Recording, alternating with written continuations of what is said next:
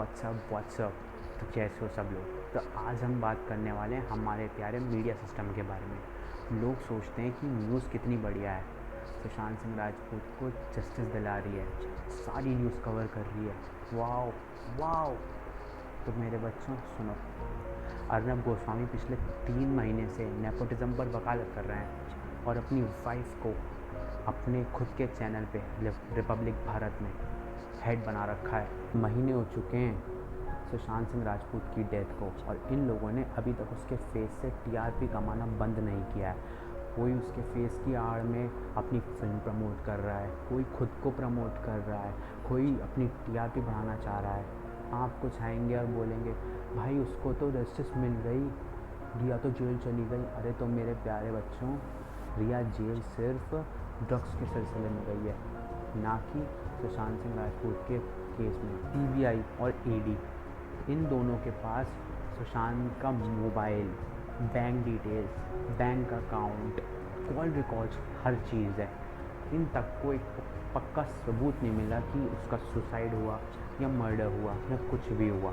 और तुम लोग इन न्यूज़ चैनल की काल्पनिक दुनिया में, स्ट्रॉबेरी दुनिया में इतने खो चुके हो कि कब बात 1-2 दिन से लेके बात 3 महीने तक आ गई तुम्हें पता ही नहीं चला। एंड आई डोंट नो कि ये लोग तुम्हें या मुझे कितना इस बात में घुमा सकते हैं। शायद 1 साल। कांट इमेजिन कि इन्होंने उसके फेस की आड़ में रहकर जो फिल्म क्रिएट की है, हम उस फिल्म में इतना खो चुके हैं कि हमें कुछ आइडिया ही नहीं हुआ कि कब ये बात उसके डेथ से डिप्रेशन पे आ गई। डिप्रेशन के बाद स्टार किड्स की मूवी बायकॉट, फिर नेपोटिज्म को कोसा गया, फिर उसके बाद ड्रग्स, दिस एंड दैट वगैरह वगैरह। मतलब कब हम जस्टिस फॉर SSR से #जस्टिस फॉर कंगना रनावत पे आ गए, कुछ आइडिया नहीं हुआ। पहले तो नेपोटिज्म, ड्रग्स, सब कुछ, काला जादू, मतलब बॉयकॉट स्टार किड्स मूवीज़, और कहाँ तक ये केस ले जाएंगे। और तो और ड्रग्स भी। ये बात तो शायद ही कोई माने कि अगर आज सुशांत जिंदा होता ना तो शायद वो भी जेल जाता। आप कुछ लोग आएंगे कमेंट सेक्शन में, वो बोलेंगे तो उसके बारे में खुद ऐसा बोल रहा है, वैसा बोल रहा है। तुम मेरे प्यारे बेवकूफ़ों, रियल दुनिया में आओ, स्ट्रॉबेरी क्रीमी दुनिया से बाहर आओ। किसी को नहीं पता उसके मरने का या डेथ का या सुसाइड का रीज़न क्या था। क्या पता उसके मरने या डेथ, सुसाइड जो भी हुआ उसका रीज़न ड्रग एडिक्शन ही हो। और आज तक का सबसे फ़नी फैक्ट तो मुझे ये लगा है कि बाहर की कंट्रीज़ में सोशल मीडिया पे झूठ बोला जाता है और मेन स्ट्रीम मीडिया उसे करेक्ट करती है, और हमारी कंट्री में मेन स्ट्रीम मीडिया झूठ बोलती है और वही झूठ उठ के सोशल मीडिया पे करेक्ट होता है। सोचो, न्यूज़ और मीडिया को 4th पिलर ऑफ डेमोक्रेसी कहा जाता है। जब गांधी जी को जेल में रखा गया था तो उन्होंने लोगों को अवेयर करने का ज़रिया न्यूज़ और मीडिया को ही पकड़ा था। वो किसी के घर वर नहीं गए थे, न्यूज़ और मीडिया के ज़रिए उन्होंने लोगों तक खबरें पहुंचाई। और अगर आज की मीडिया पहले होती ना, जैसी आज है वैसी टाइम पे पहले होती, तो ब्रिटिशर्स उसे ख़रीद लेते और ये हमें साबित कर दिया होता और ये हमें यकीन दिला दिया होता कि east India company is very much beneficial for us. पहले अखबार छप के बिकते थे, लेकिन अब बिकने के बाद छपते हैं। और पहले न्यूज़ दिखाई जाती थी, बट अब बनाई जाती है। जर्नलिस्ट का काम होता है कि वो जो कुछ हकीकत है वो लोगों को बिना किसी काट फाट के, बिना किसी एडिटिंग के, सही से बिल्कुल पूरी तरीके से वही चीज़ बताए। और फिर लोग डिसाइड करते हैं कि व्हाट इज़ राइट और व्हाट इज़ रॉन्ग। और इस दौरान उसको अपने मुंह से एक एक वर्ड बहुत ही सोच के और बहुत ही समझ के निकालना पड़ता है। और अब न्यूज़ को, सही को गलत बना के, इसको एडिट करके, कुछ करके हमें दिखाया जाता है और हमें स्पेशली कहा जाता है कि मानना तो तुम्हें यही पड़ेगा। ये तो हर कोई कह रहा है कि इंडियन मीडिया बिका हुआ है, तो जो चीज़ बिकी हुई है उस चीज़ के खरीदार भी होते हैं। पैसा तो सबके पास होता है। जो गवर्नमेंट रूल कर रही है, रूलिंग गवर्नमेंट, जो गवर्नमेंट सफ़र कर रही है, जो गवर्नमेंट ऑपोजिशन में, पैसा तो सबके पास होता है। और देखा जाए तो गवर्नमेंट भी इन मीडिया वालों की ग्राहक होती है, और कोई अपने ग्राहक के अगेंस्ट में जाएगा तो उसकी दुकान बंद होना तो तय है। आप ये मानो कि आप आपके पास एक ईमेल आया है कि आपकी 500 करोड़ की लॉटरी लगी है और इस 500 करोड़ को लेने के लिए आपको पहले $50 या $500 देने होंगे हमें। आप बताओ, कोई देगा? कोई देगा? इनफैक्ट मैं और आप क्या, इस देश का कोई भी इंसान 500 या 50 रुपये तक नहीं देगा।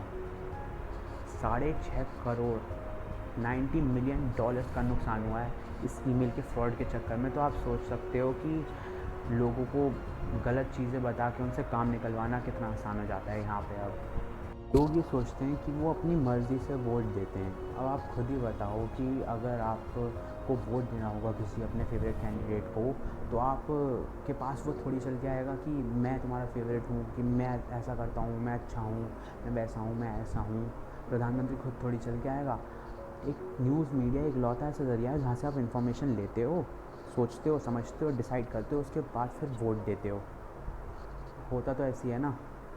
Let me explain you in expanded form. आप न्यूज़ के ज़रिए सोचते हो, समझते हो, जिसके बेसिस पे आप, जिस इन्फॉर्मेशन के बेसिस पे आप वोट देते हो, अगर वो इन्फॉर्मेशन ही गलत हो तो, अगर वो इन्फॉर्मेशन ही गलत हो तो वो किसी का वोट किसी को ही चला जाएगा ना। लोग सोचते हैं कि हम वोट अपनी मर्ज़ी से दे रहे हैं, लेकिन हो क्या रहा है, वो तुम्हारे हाथ पकड़ के ही तुमसे वोट डलवा रहे हैं और तुम लोग इस भ्रम में हो कि तुम वोट खुद देने जाते हो।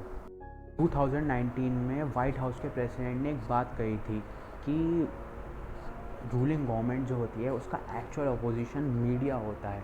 अगर इंडियन मीडिया बिका हुआ है तो उसकी खरीदार है गवर्नमेंट, और अगर ऐसा नहीं है तो हर न्यूज़ चैनल पे ना अलग अलग न्यूज़ चलनी चाहिए थी। लेकिन आप नोटिस करो कि हर न्यूज़ चैनल पे एक ही प्रोपोगेंडा पे बात होती है, एक ही न्यूज़ चलती है। अभी रिसेंटली हमारे उसने न्यूज़ चैनल्स ने बताया था कि हिमेश रेशमिया को एलियन उड़ा के लेके जाने वाला है। फालतू की बात।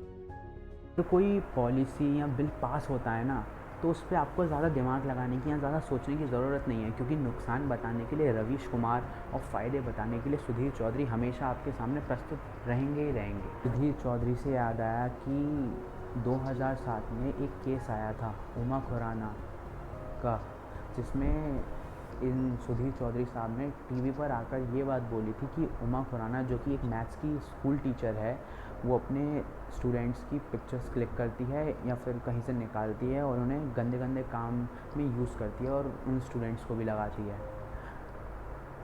और ये बात तब एयर हुई थी टीवी न्यूज़ चैनल्स पे जब वो औरत स्कूल में थी, ताकि उसको वो कहीं भाग ना पाए और उसको बेरहमी से मारा जाए। और यू कांट इमेजिन कि उसके साथ क्या हुआ।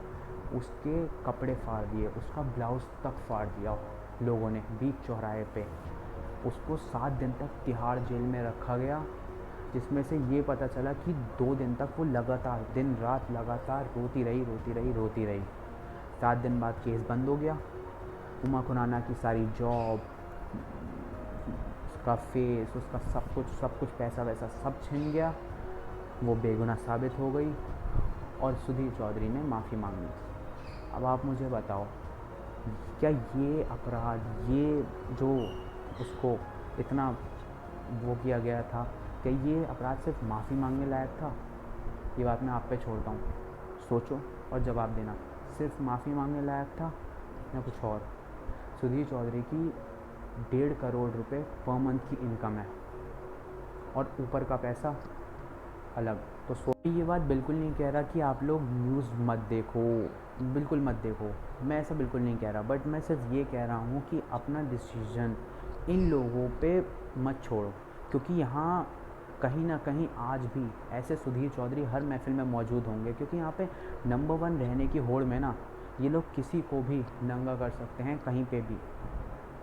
न्यूज़ दिखाई नहीं, बनाई जाती हैं आज के टाइम पे। अगवार एक साउथ की मूवी है, आप लोगों ने देखी हो नहीं देखी हो पता नहीं, बट मैंने देखी है। उसका एक पार्ट आप ये देखो, सारे बिजनेस क्लिप्स डालने वाला हूँ, वो ज़रूर चेक कर लेना। और हाँ, बस लास्ट में यही बोलना चाहूँगा कि सोच के करो, समझ के करो। और ये जो मैंने कुछ भी बोला है, ये किसी से इंस्पायर्ड होके बोला था, कॉज मेरे पे पॉइंट्स सफिशिएंट नहीं थे, और जिससे इंस्पायर्ड होके बोला था उससे मैंने अप्रूवल ले लिया है। तो कॉपी मत चलाना बेवकूफ़ों। और वैसे भी हेटर्स भाड़ में जाओ। तो कुछ गलत होता है तो हम लोग उसको मिलके सही तो नहीं कर सकते, बट हाँ उसके अगेंस्ट में खड़े रह के उसके लिए लड़ ज़रूर सकते हैं। तो प्रॉमिस करो कि आज के बाद अब ऐसे ही खड़े रहोगे और लड़ोगे। तब तक के लिए love you all, stay tuned, keep stay safe, जय हिंद। और mention and share 10 people and mention in your stories. जय हिंद।